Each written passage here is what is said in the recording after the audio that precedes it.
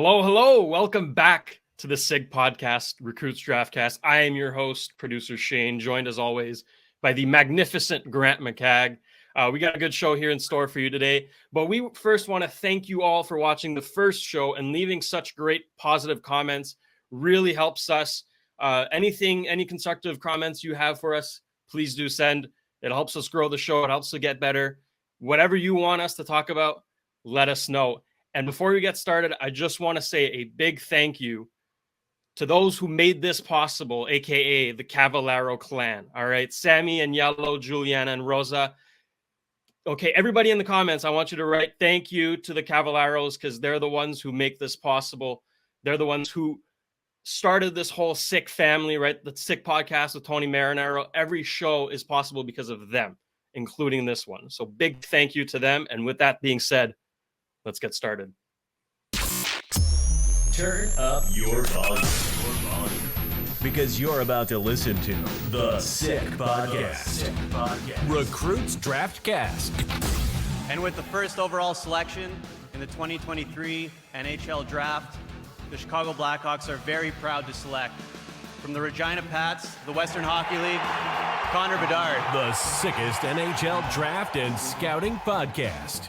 It's gonna be sick. All right, Grant, we are back for episode 2 of the SIG podcast, Recruits Draftcast. And unfortunately, we have to start this show with some very unfortunate news. We have to acknowledge the passing of Rodion Amirov, 22 years old, former first-round pick for the Toronto Maple Leafs, 15th overall. He battled a brain tumor for 2 years, and unfortunately, his life was cut short today, which is, just a tragedy. It's the only word for it. So our thoughts are with, the Toronto Maple Leafs organization, the Amirov family, everybody involved, everybody affected. We want to extend our deepest condolences. With that, Grant, today we are going to start the show still talking about scouting, right? But in a different light, through the eyes of a scout, because you were a scout yourself for the Montreal Canadiens for quite some time. So we want to know your journey.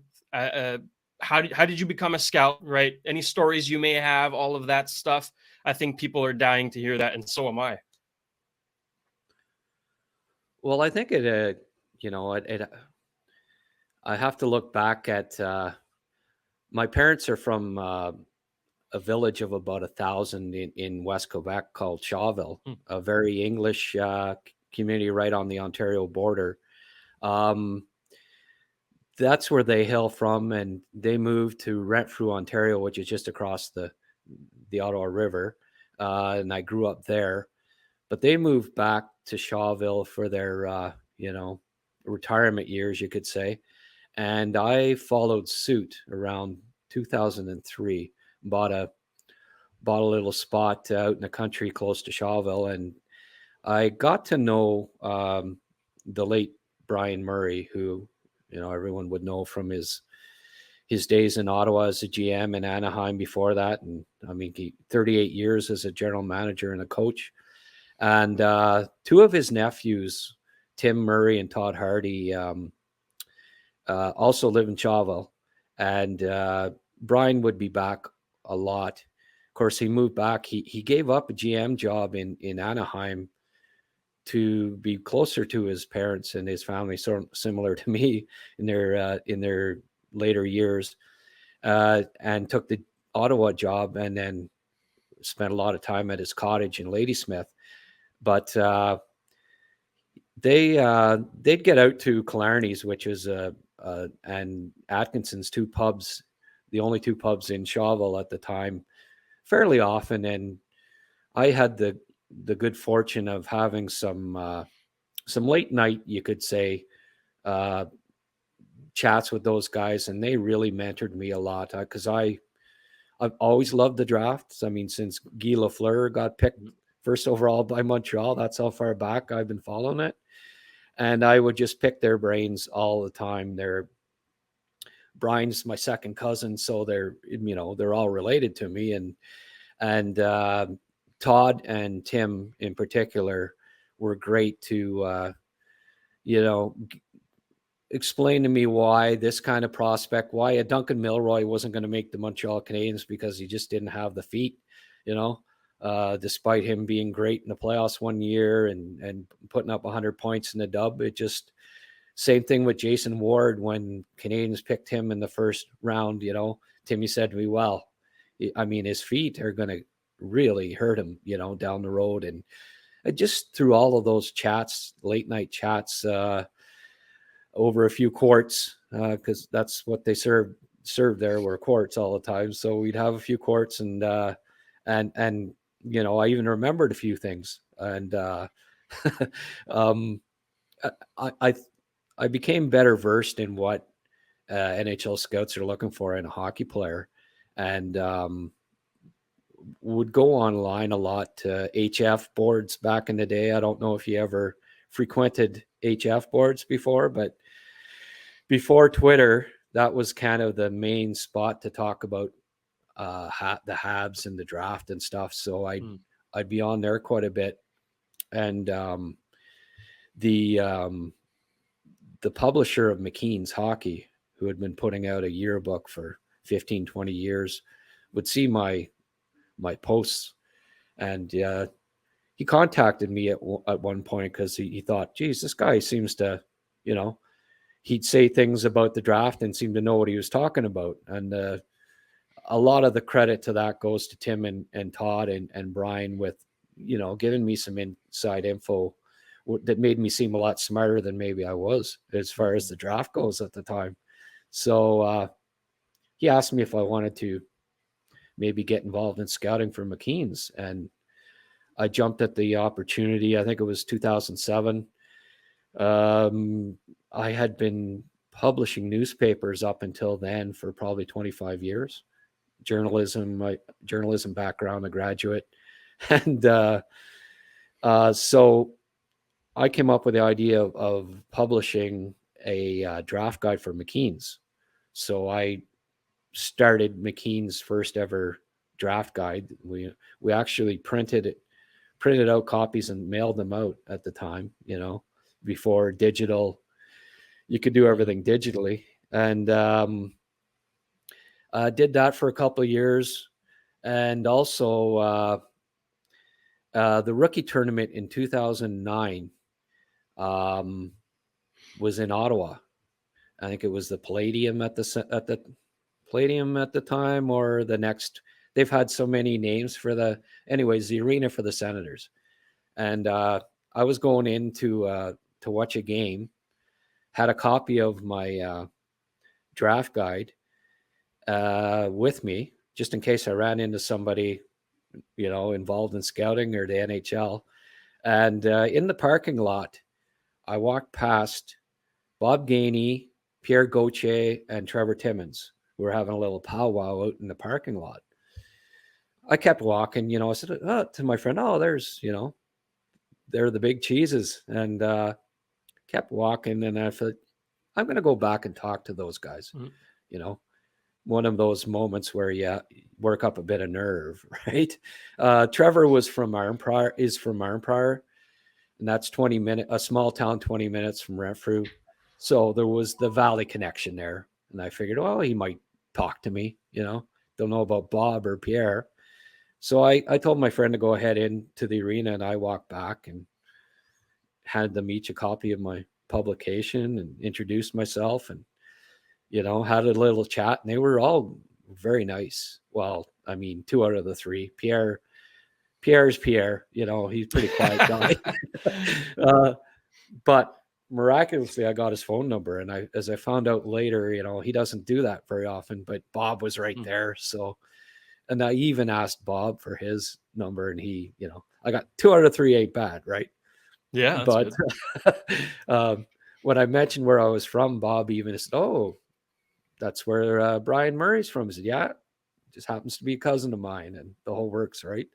But I got Trevor's number and started to give him a call here and there.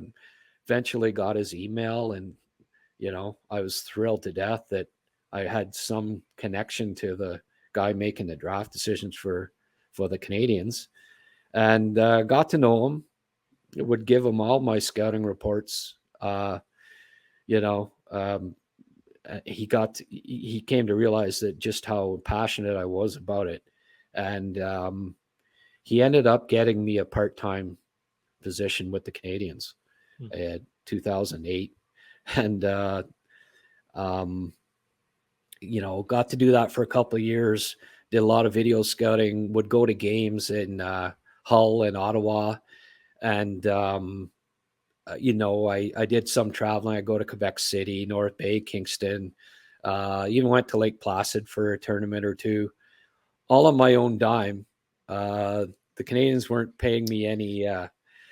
I probably spent as much as I earned that year just in travel because I got my foot in the door, right? Yeah. And worked basically full-time hours with very much part-time pay, but I wasn't complaining. I was scouting for the Montreal Canadiens, you know.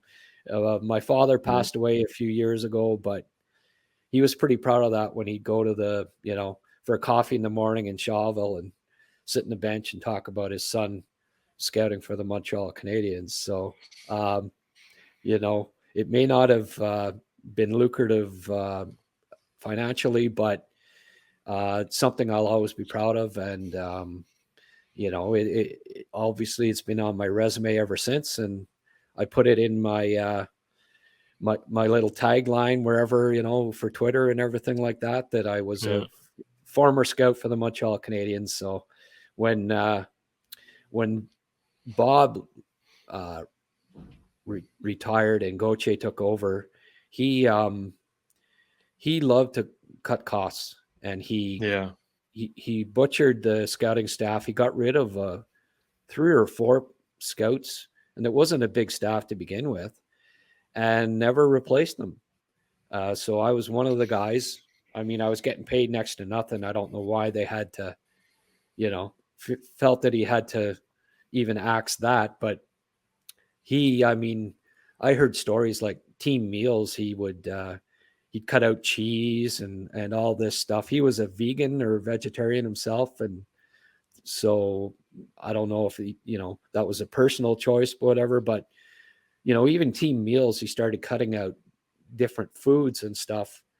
Like, I don't know why he felt it was his duty to cut the budget so much in different spots, but certainly I thought it hurt the team for a few years there, that they had so little coverage. I believe they went even a year or two without a full-time Ontario scout. And I mean, there's not a more important spot. You know, there's more players come out of Ontario than any other region in the world, you know. So, I mean, it's the way it is. But Trevor did try to get me back on when Bergevin took over, and it just never came to fruition. Bergie I don't think Trevor got to really add anybody on his own. It was Bergevin that ended up making those decisions. So unfortunately, I didn't get back with the Canadians, but during that period, after the Canadians didn't renew me, I went back to McKean's, kept working for them. Got to know, I emailed Bob McKenzie one day out of the blue and, you know, gave him my whole spiel and said, I'd love to work with you, TSN. And he went to bat for me and got me to a job writing profiles. Wow. He'd do the rankings and I wrote the draft profiles for a couple of years. So that was pretty cool. Bob's a great guy. Got to know him at the time. And, you know, I think the lesson that can be learned from this for any aspiring scout is that don't be afraid to reach out, you know. People might help you out. And I mean, I did that for Trevor. I did it with Bob, and it paid off for me. They hired Craig Button after a couple of years. I'd been doing profiles, and and they got Craig doing everything. Like he wears about 6 hats there at TSN. He's the, you know, he does his own list. He writes profiles. He scouts. He does commentary for NHL games, the whole works. So they told me, well, we're going to have Craig write the profiles from now on. And hey, former NHL GM and head scout, it was kind of hard to, well, yeah, okay. I think he might have a bigger name than I do. So there's nothing you can do about that. But I kept working with McKean's, and then finally, about 2017, I got tired of not making enough money for all of the hours I put in, and said, I think I have enough of a reputation in the industry now that I'll try it on my own. And that's when Recruits was born, February of 2017, and I've never looked back. Yeah, and now you're here with us, the Sick Podcast, Recruits Draftcast. That's where Recruits come from, by the way. But yeah, do go check out Recruits. Grant posts some fantastic content there, and we can pull up actually the new special prices for Recruits. So Grant, why did you let the people know about that? Yeah, well, I have to give Agnello some credit on that. He said, Grant, why don't you do monthly so people don't have to commit to 30, a whole $30 or whatever just to subscribe. They can go month by month. And I looked into it. There had been some issues beforehand, administration wise, in doing it. We got that straightened out. Dave Auger, my great admin, looked into it, and we decided that, we could probably do this. So we decided to switch it to monthly. So, I mean, it's less than $2 US a month to check out the Canadians coverage, for instance, for a month, and it automatically renews. So you don't have to do anything at the end of the month. And if you don't want it, you let us know, or you cancel, and then you don't, renew. But I mean, $2 a month, it's pretty reasonable to have a look at it. I think what's neat about this upcoming month, I talked to Rob Ramage for an hour and a half today. So I'm going to have an article with him talking about in depth with, the top 25 prospects on the Habs, which is pretty cool. He had some great stuff to tell me today. And I also spoke with Yuri Slavkovsky Sr. and same as last year, I'm doing a Q&A where I emailed some questions to Uri Jr. and supposed to get him back. He was saying hopefully tonight with the responses for that. So we'll get that up on the site this week. I've also I was talking with Chantal Maccabee today, and she's getting me an interview set up with Marty Lapointe as well this week at some point. And I also have the Logan Mailloux article that I wrote that I've kept on the back burner because I agreed to wait, and the Canadians asked me to wait until after he's had his chat with Bettman before posting the article. So that's coming up some point in the next month as well. So, I mean, subscribe for $2. That's it. And you get all that stuff. And then on top of everything else I'll be writing about, and including the rookie tournament coming up, of course. I'll be covering that as much as possible. And then I'm going to go down to camp, Montreal's training camp, and hopefully run into you and Tony again, and maybe do a couple podcasts down there and stuff. So, there's loads of Habs stuff coming up, but this is the draft cast. So I'd be remiss not to mention that there's going to be a ton of videos and scouting articles coming up over the next month and the rest of the year, right up till draft. I talked to an NHL scout today briefly. I was a little busy with Ramage, so I didn't get to do a full, but I'm going to be talking with 2 NHL scouts sometime in the next week and getting their takes on all the guys that were at the Holenka tournament.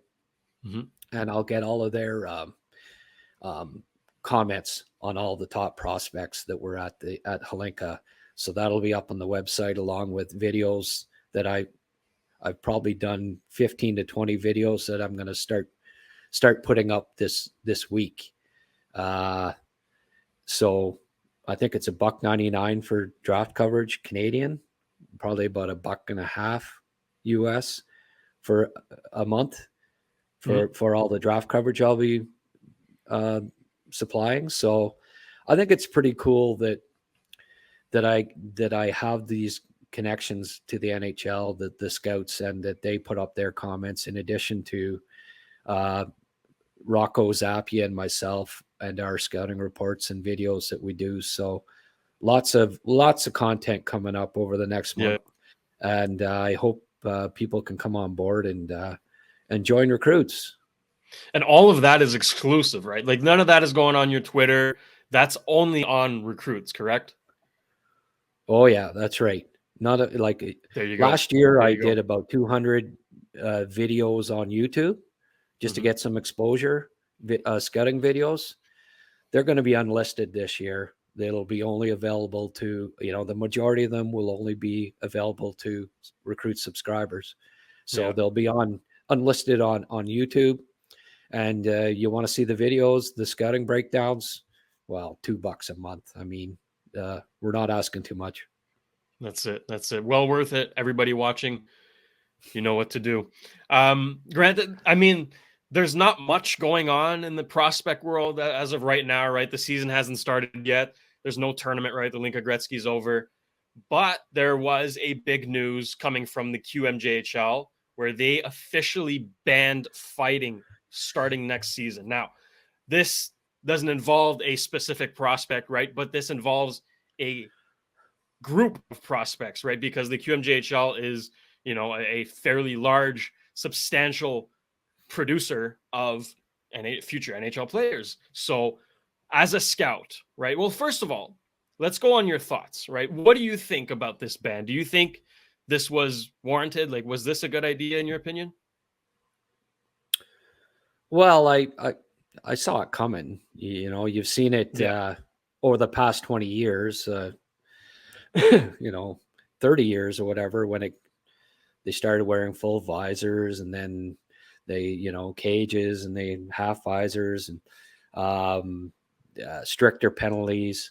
I was a little surprised almost that Branch, David Branch is usually the ringleader when it comes to this stuff. And, I can't see him being far behind. It'll be coming probably in the next year or two that the Q and the O are both, following that protocol. But I, 10, 15 years ago, I'd have thought it was ridiculous. But honestly, fighting in junior has almost become ridiculous. When I watch a fight, a lot of the times they're just punching each other in the visor, basically. Let's see who can hurt our knuckles more than the other guy. It's become not nearly as exciting an event as it used to be a fight, and especially at the junior level. And maybe it's with getting older, and these guys are kids now, and you think, well, if that was my kid, would I want him, dropping the gloves and fighting? Just a lot of them are staged, and just about a lot of the fights that you see now are when somebody gets hit clean, and almost 50% of the fights are just those where. So I'm not going to miss that somebody gets punched in the head because they hit somebody clean. So the game's changed, and my attitude's changed somewhat. I would have argued vociferously, I got that out, about this 10 years ago, 15 years ago, but mellowed. The game keeps changing, evolving, I guess you could say.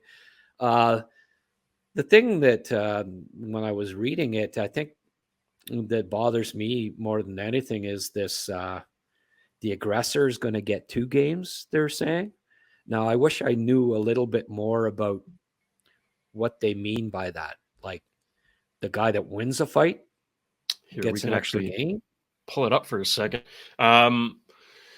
So, yeah, the person declared to be the aggressor during the fight will receive a minimum of 2 automatic game suspension. You see the second to last paragraph there. In addition to the game misconduct, an automatic game suspension is imposed starting with the player's second fight of the season.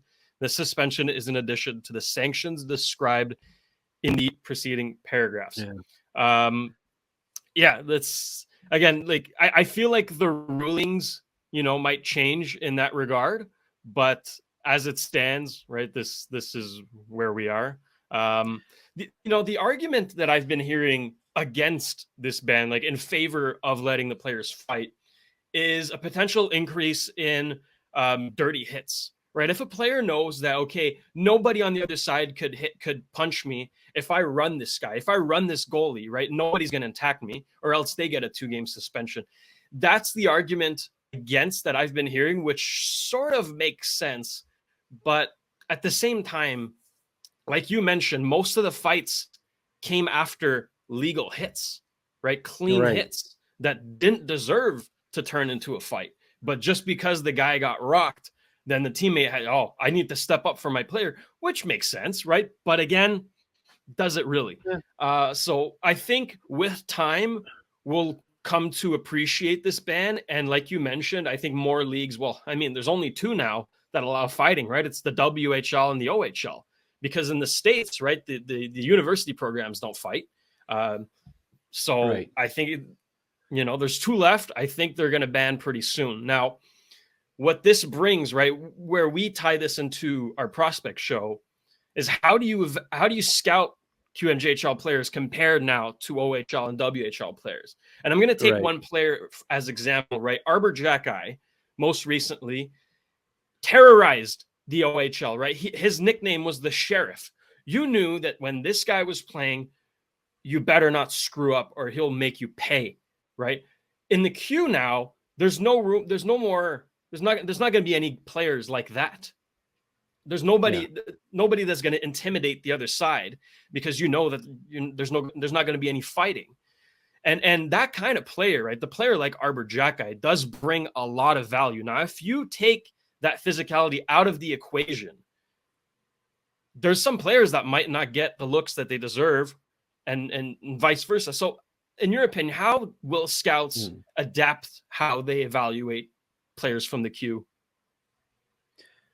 Well, there aren't many tough guys coming out of the queue anymore. Like, the days of the Big George Larac and Brashear are who's the last really bona fide tough guy to come out of the queue? There weren't many coming out anyway. So I don't think it's like, there's 5 prospects that aren't going to be drafted now that would have been. Like, no, probably not, Okay. But just getting back to that aggressor thing, like the dirty hits and stuff that's changed too, where there are a lot stiffer penalties for doing that kind of stuff. So you're still going to pay consequences. It just won't be, physically, but you're going to miss, you take a run at the goalie or this or that, you're going to get suspended. Right. Yeah. So it's not nearly as bad as frequent as it used to be either, because they've cracked down a lot more on the dirty hits and the stick stuff. Right. You hope that, but when, and it's not a complete ban. I mean, if somebody does something completely egregious, you can still pound the stuffing out of them. You're going to get a game or 2 suspension. Right.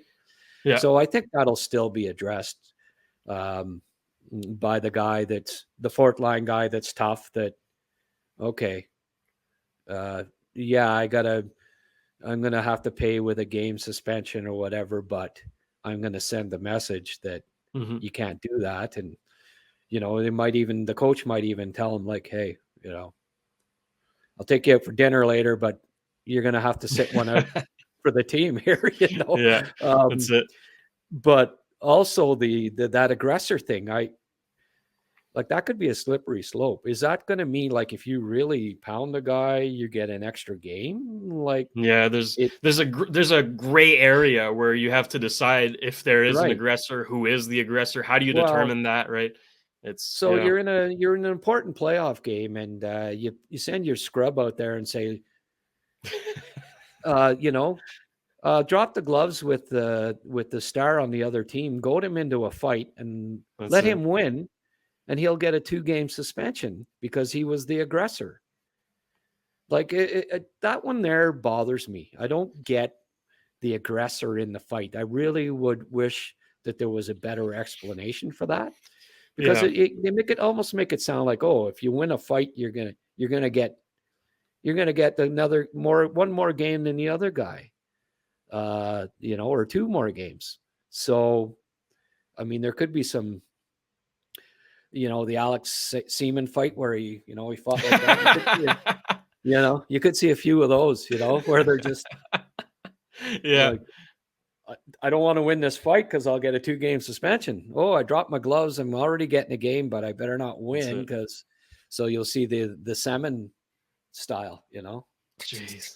Anyway, that part bothers me. And I don't know why they put that in there, but I'm sure we'll find out as time goes along when there are fights, the few and far between, that, just what exactly they mean by the aggressor in a fight, Yeah, I think with time, like the rule will adapt. They'll have examples to base themselves off of, and there'll be less gray area, which makes it, a better thing there. But overall, I think this is heading towards the right direction, right? Preventing injuries, preventing head trauma, right? CTE is a very real thing, not just in the NFL. We have cases in the NHL, former NHL players that have passed away from that. So starting to get CTE at 16, 17 years old is probably not a good idea. So I like the direction the Q is taking. It's, people are split, right? That's to be expected. It's a significant change. Right. And when you change the recipe of something that's been going on for so long, there's bound to be some resistance. But I think over time, we'll get over it. We'll acclimate, and other leagues will follow. I guarantee that. Moving on to our last tidbit of prospect rookie sort of news. The NHL Network released their top 50 prospects currently in the NHL, and we won't go through all of them, but it's been stirring up, right? It's been creating some buzz and some opinions on the matter. And Grant, I know you have an opinion on it too, so I'll let you take the floor. Okay. Are you going to put up the list there? I get a kick out of like, this is according to whom? Is it a scout that come up with, like, oh, well, I like Michkov, for instance, goes 7th overall in this last draft. And this is including guys that, Nemec went 2nd last year. Cooley went 3rd, Gauthier went 5th, but Michkov's better, based on what? Because you think that, I don't know. I find these lists to be comical to a certain degree. They just, especially when they're put up by guys that are, supposed to be following the draft. Like, I don't have time. I have to scout probably 500 prospects during a year, draft eligible. Once they're drafted, that's it for me. Unless they're a Habs prospect, and I got to cover them for my Canadians coverage. I'm not spending time looking at kids that were already drafted. You're just there's not enough hours in the day. I'm looking at the draft eligible guys. Like, I had a kid. What do you think of Andrei Nikilishin? When I mentioned something about Demidov and put up Like I had to Google the name, what do I think of him? I don't know what I think of him because I don't even know him. Some Yeah. Russian kid Carolina picked in the 3rd round that I never scouted in his draft year, let alone after. Like I've never watched one shift of this kid. So I can't tell you, what I think of Andre. Like, how could I, every drafted kid from the last 4 years, oh, what do how has he looked for you the last, well, Yeah. I don't, there's not 10 of me. I can't, I, I have to, I have to scout the kids each year in their draft year. And that's what I do. Once they're drafted, unless they're in the Habs organization, or, I make the rare case like Wright. I had a couple looks at him because there was, the hoopla. Why didn't we pick Wright? So I kept an eye on him last year just to see, did the Canadians make a huge mistake? And the same thing with Michkov this year, because, if you caught the podcast the other day with Tony, Michkov won an MVP in a 3x3, 3-on-3 tournament, we made a big mistake. Like Tony likes to stir the pot, So so I had to look at Michkov, and when I was looking at Demidov, because they played together on the same line, so I looked at and I put up a video on the website yesterday that both Habs subscribers and draft subscribers can see. By the way, if they a 14-minute video on Demidov, and anyway, but that's it. Like, good. Yeah, regarding the top 50 list, my big thing is like, what is it based off of? Right? Is it the best prospect right now? Like, if you all put them on the ice, who's the best player right now, or is it who has the best projection? Like, what is this list based off of at all? And it's all subjective. Basically, what it is, especially the guys that, the scouts that on these sites, that it's who did I have highest on my draft list, basically, like it's basically, with Michkov being 4, they're saying, oh, NHL teams, you're all wrong, we're right. Well, okay, fine, but if you do look at like I happen to I decide, well, Scott Wheeler does a list every year. He does this top 50 thing. I don't know when he finds the time, but he does it. And of course, it drums up interest, but I just can't credibly do it because I just don't believe that I see guys enough after they're drafted to be doing a list like that. But I mean, I look back at his 2020 ranking. There it is right there, where yikes. Like he has Stützle 7, right? So he obviously didn't think that he was but the top 3 guys, like Rossi ahead of Stützle, Stützle, Cousins, Zegras, and Caulfield 7 to 10. You could say that the top 4 of each should be reversed. Like really, those 4 are better than Lafreniere, Byfield, Rossi, and Perfetti. Like that should be completely upside down, right? Nick Robertson, Wheeler's a bit of a Leaf fan, homer there. So, he had to get a Leaf in the top 20. But, amusing that Nick Robertson was in his top 20 and Jason Robertson wasn't even in the top 50, right? I mean, Robert, did he have 100 points this year? And Nick Robertson still trying to crack the NHL, That's it. So Jake Sanderson, the last 4 guys there, Seth Jarvis, Josh Norris, Jack Quinn, and Jake Sanderson. Boy, jeez, they're at the bottom of your list. That's quite a crew you got there. But obviously, like it just, you see that and you Sider at 22 and on and on. You see that how wrong it is, and why do you even bother? Like I don't, I wouldn't do it.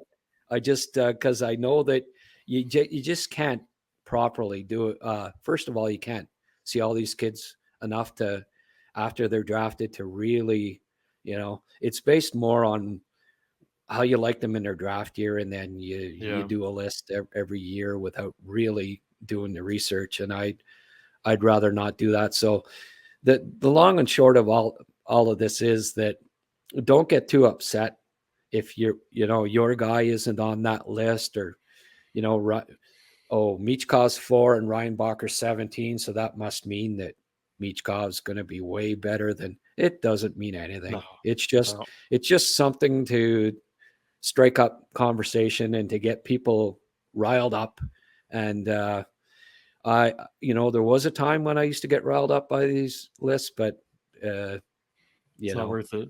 It doesn't water off a duck's back now. So I like that expression. I'm going to steal that from you if you don't mind. I'm going to start saying that. But yeah, that's it. It's it's conversation fodder. Like there's really nothing to it. But if you enjoy listing those and watching, paying close attention to those rankings, then by all means, we're not here to stop you. We're just going to say, don't put too much value into it, right? It's really not predicting the future. So, right. And the only thing I agreed with on that list was that, Shane Wright, not in the top 10.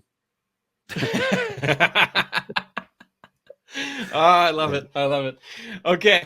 Let's get to our weekly segment, Riser, Faller, and Prospect of the Week. Take it away, Grant. Who are those guys? Well, there wasn't a lot of hockey this week, so it's really kind of, and I've had a hectic day, I have to say. Yeah. I wanted to get it from NHL scouts who were at Helenka, who maybe surprised and disappointed them a bit based on what they'd heard and seen going into the tournament. And my interview with Rammer ended up being an hour and a half. My one buddy's building a house, so he was kind of busy, and he called me at about 10 to 3. Right. I mean, I hung up with him at 1 minute to 3 and then had to come, get on the podcast. So, but he mentioned a few guys that, so I may not just say a one particular guy, maybe I'll mention a few that surprised and disappointed these guys. This is your segment. You do what you want. Okay. With it. So he was expecting a little more from Dickinson, believe it or not, and Juracek, two guys that I guess a lot of people maybe had top 5 going into the Helenka, and Dickinson may still be top 5, but he found that he made a lot of mistakes, a lot of turnovers, that he wasn't maybe expecting that, because he wasn't necessarily seeing that last year playing against 20-year-olds in the O. Yet he goes to Helenka. Perhaps it's a case of trying to do too much at times and stuff, and you see that. But certainly, you got to put a preface on it being July or August, and it's the start of the scouting tournament, and really, I think you were asking me about this the other day. How much emphasis do you put on a tournament compared to regular season and playoffs and stuff? The Helenka, it's a starter for the year. You take some out of it, but the under 18 tournament at the end of the year is certainly the one that is a lot more pertinent, because you want to see have they improved since the summer. I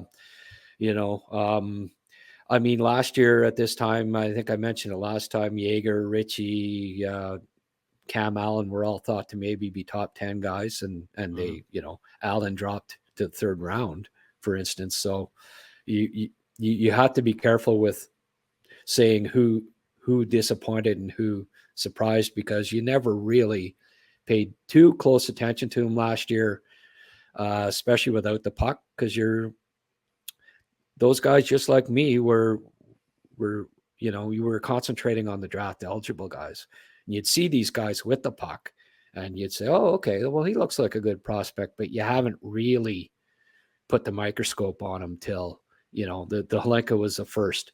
And so Dickinson maybe isn't a guaranteed top 4 guy, top 5 guy that, that the Canadians should have waited a year and not picked a defenseman and waited to pick Dickinson or Perek or Juracek, because they're better, Well, once you get looking at these guys as closely as you did the guys last year, they're not better, maybe they're similar, but I didn't see any defense prospect that told me that, head and shoulders above Reinbacher at the Hlinka. Hemming disappointed those guys a bit, and I think I touched on that last time as well, that again, high expectations, right? He did a lot last year. Even Sterner probably was regarded as the top Swedish forward going in. He wasn't especially good at the tournament either. So disappointed, but with an asterisk, because it's August and there's a hell of a lot of hockey to come.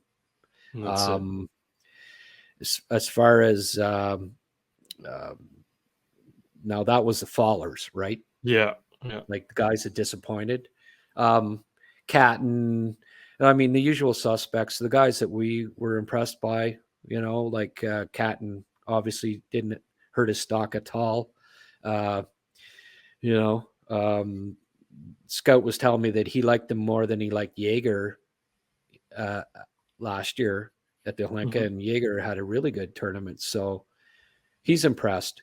I think he's in pencil in the top 10 of a lot of draft lists right now.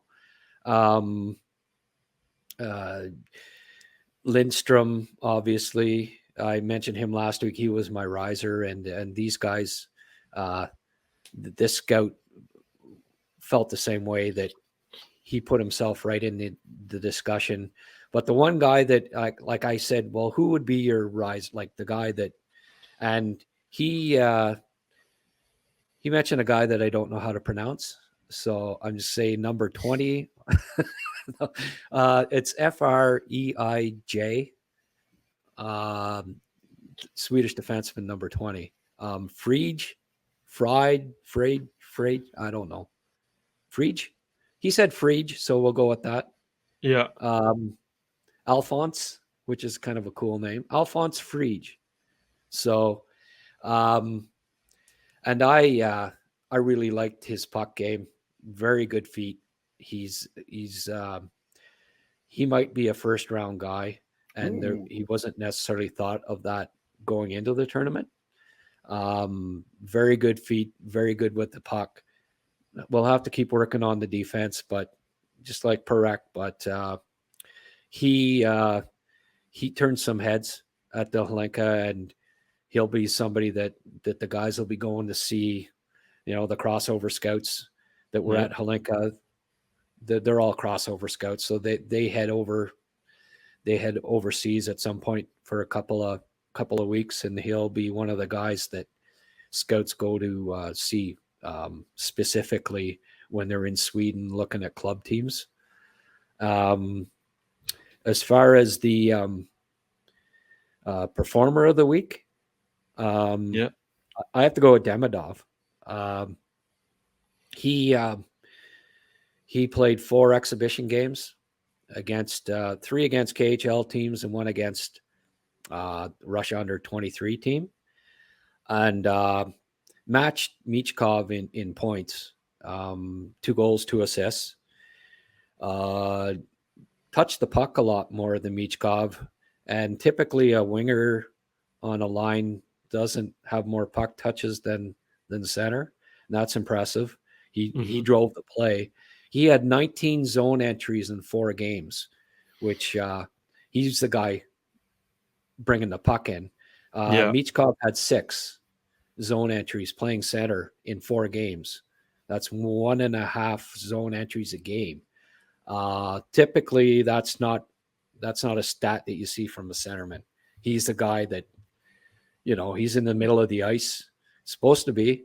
He's the guy bringing the puck over the line and distributing it because he's not along the boards, right? He's in the center of the ice. But Demidov was the play driver on that line with 2 very, older and very highly regarded. Gritsuk is also very highly regarded, the other winger. So for a 17-year-old to be playing against men, third line role, he got a point a game, 2 goals, 100 puck touches a game, playing 14 minutes, which is just for a winger. I mean, if he was a 19-year-old winger playing junior, 100 puck touches in 20 minutes is good. He's a 17-year-old playing against men on the wing, only 14 minutes, and he had 100 puck touches a game. So he's always around the puck. I like that. Very good defensively already. Just impressed the heck out of me the last 2 weeks when I've been scouting him, and I could see him being the top guy in the draft. He's number 2 for me right now, but it wouldn't surprise me if he's number 1 on my list at the end of the year. He's certainly going to be in contention. Oh man, this is exciting, right? This is what we're in store for this draft, right? It's going to change. The first overall might change quite a bit too. So stay tuned. Don't forget to subscribe. Don't forget to follow us on Twitter, SigPod, NHL Draft. Don't miss anything. We'll be back next week. See ya. And that's a wrap. Hope you don't miss us too much until next time. Follow the Sick Podcast, Recruits Draftcast on YouTube, Facebook, Google Play, and Apple Podcasts.